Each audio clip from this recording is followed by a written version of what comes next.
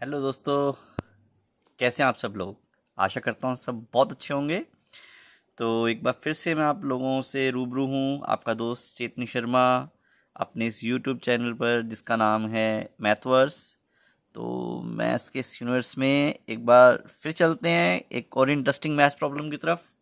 तो चलिए, आज की ये जो प्रॉब्लम है हमारे पास, मैथ्स का जो क्वेश्चन है, ये मैंने लिया है कॉन्साइंस ऑफ मैथमेटिक्स से, क्लास 8 की बुक है ये।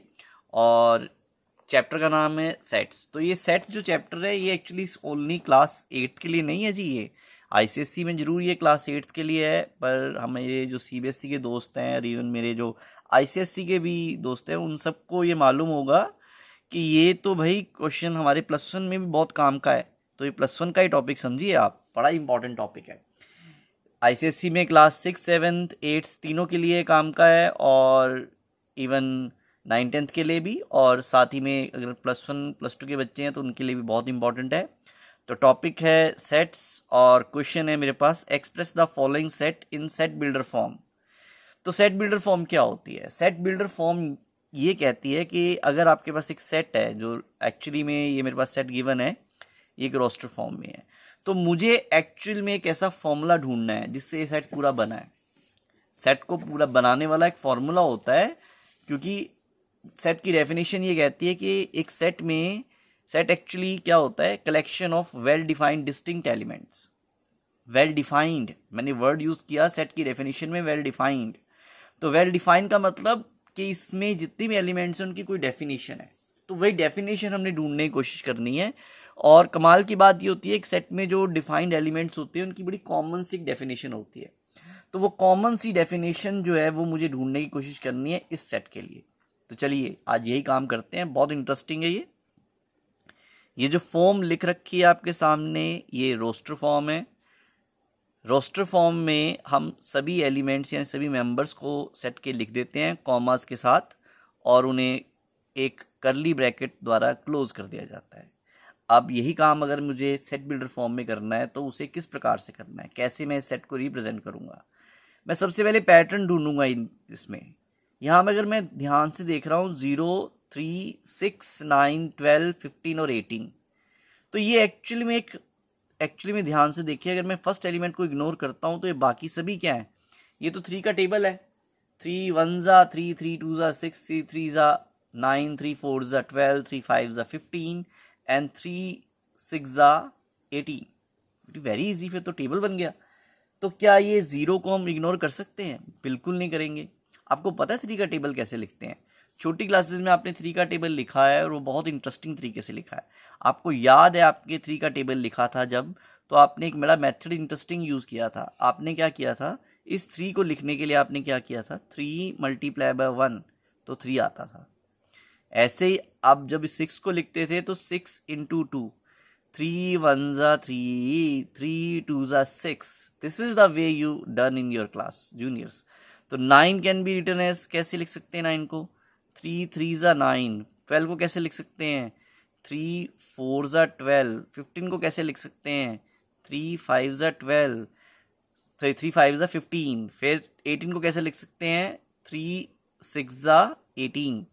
अब ये तो बन गई बात, 6 के लिए भी बन गई, सॉरी 3 के लिए भी बन गई, 6 के लिए भी बन गई, 9 के लिए, 12 के लिए, 15 के लिए और 18 के लिए।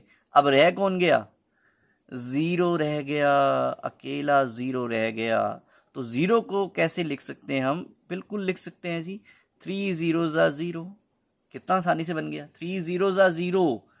तो मेरे पास सभी एलिमेंट्स के लिए एक बड़ा कमाल का पैटर्न बन गया है। ध्यान से देखेंगे तो सभी के पास 3 है पहले नंबर पे, और मल्टीप्लाई में लिख रखा है 0 1 2 3 4 5 6।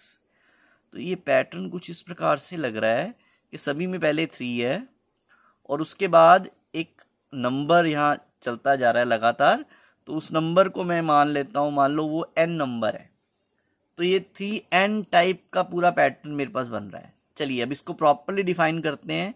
मैं कहता हूँ जी, इस सेट में मेरे पास x टाइप के एलिमेंट हैं, सच दैट x कैसा है, x मेरे पास 3n टाइप का है। x मेरे पास कैसा है, 3n टाइप का है। और ये जो n है ना, अब ध्यान देना है, n 0 से शुरू हो रहा है, तो इसका मतलब n मेरे पास क्या बन गया, वो एक होल नंबर बन गया। n क्या है, वो एक होल नंबर है, क्योंकि मुझे मालूम है होल नंबर 0 से शुरू होते हैं, 0 1 2 3 4 5 अप टू 6, ऐसे आगे चलता जाता है, एंडलेस होते हैं। अब जैसे मैंने लिखा है n belongs to whole number, और अभी भी मैंने एक लाइन बोल दी कि होल नंबर तो एंडलेस होते हैं, तो अब हम कैसे बताएंगे कि कितने, मेरे को तो यहाँ 6 तक ही जाना है, उससे आगे तो जाना नहीं है।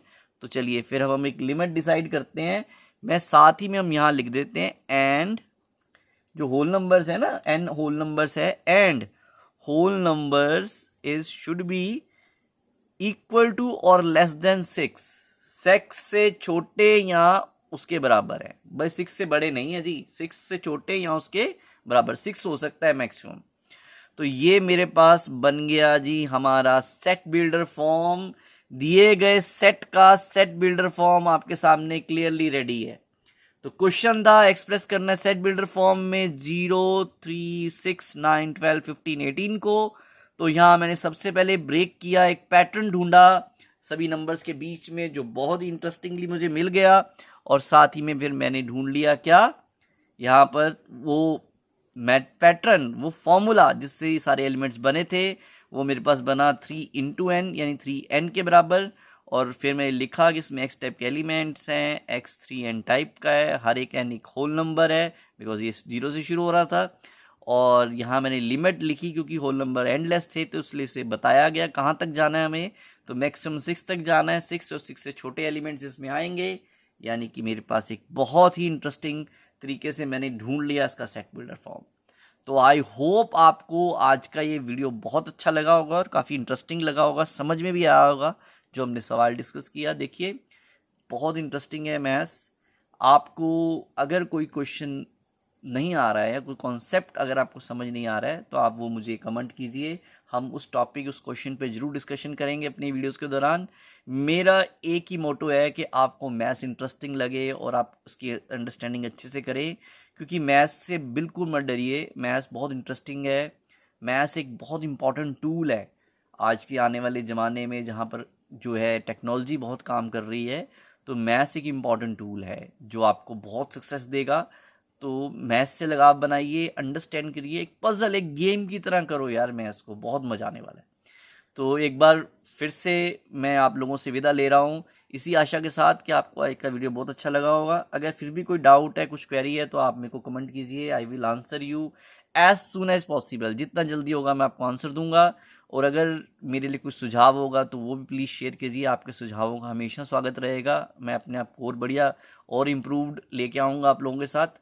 तो इसी की उम्मीद के साथ कि आप लोगों को आज का वीडियो अच्छा लगा होगा, मैं आपसे विदा लेता हूँ। धन्यवाद, थैंक यू।